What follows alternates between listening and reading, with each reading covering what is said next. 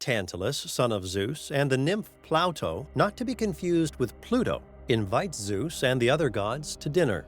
They feed the gods a stew made from their own son Pelops to test if the gods were really that smart and if they would realize that the stew was made of human. Of course they realized, and almost all of them didn't eat the stew, except one, Demeter, who was distracted at the time and ate a shoulder. The gods were mad, and Tantalus was sent to Tartarus where he was tortured. When he reached to pick the fruit of the nearby fruit tree, the fruit was always just out of reach, and when they reached down to drink the water from the stream, the water drained away. Tantalizing. The gods revived Pelops and used a piece of ivory to replace for the shoulder that had been chewed on by the absent-minded Demeter. Pelops married Hippodamia. Apparently, he did this by beating her father in a chariot race, but the chariot of the father was sabotaged. Her father died, and Pelops married and got a kingdom. He also had a lot of kids, including the twins Atreus and Thyestes, who also murdered a half-brother called Chrysippus to remove some of the competition for accession to the throne. As a punishment, they were banished to the kingdom of Mycenae together along with their mother Hippodamia. The resident king of Mycenae was away fighting wars, so Atreus and Thyestes were in charge, but eventually it came the time for one of them to become king. Atreus thought he had this all sewn up because he had a golden fleece that he would use to bribe the gods. However, his wife, Arope, was having an affair with his brother Thyestes and gave the fleece to him. Game over. Almost. Atreus made a deal with the gods. They, the gods, told Atreus that they would arrange one day for the sun to rise in the west and set in the east. Atreus then tells Thyestes something like, "Look, I know you have this king thing sewn up, but tell you what, give me one last chance. If tomorrow the sun rises in the west and sets in the east, will you let me be king?" Thyestes replied, "Yes, have your last chance. And then when you look like an idiot, because sun does what it always does, rise and set normally, will you then leave?" Well, next morning, guess what? Atreus feels like the cat that got the cream and gets the crown. Atreus also finds out that his wife and his brother, Thyestes, were lovers. Obviously, some kind of revenge is needed.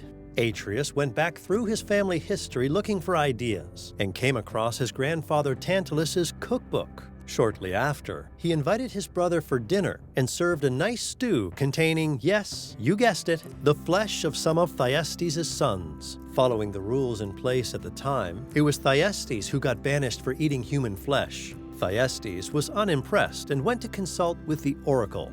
According to the oracle, he had to have sex with his own daughter, Pelops, and then the child of this incestuous affair would end up killing Atreus. Later, said child, Aegisthus, was abandoned, not surprising given the circumstances of the conception, but was then shortly after adopted by Atreus, who was unaware of who the child's original parents were. And you've guessed it, the child, Aegisthus, grows up and eventually kills Atreus. Although the marriage of Atreus and Arope was not without its challenges, they did have a lot of children, two of which were named Agamemnon and Menelaus. Agamemnon married Clytemnestra, and his brother Menelaus married the beautiful Helen. But Helen got carried off to Troy, and the two brothers had to get together a fleet of ships and an army to go and get her back. Unfortunately, Agamemnon had upset the goddess Artemis, saying that he was a better hunter than her.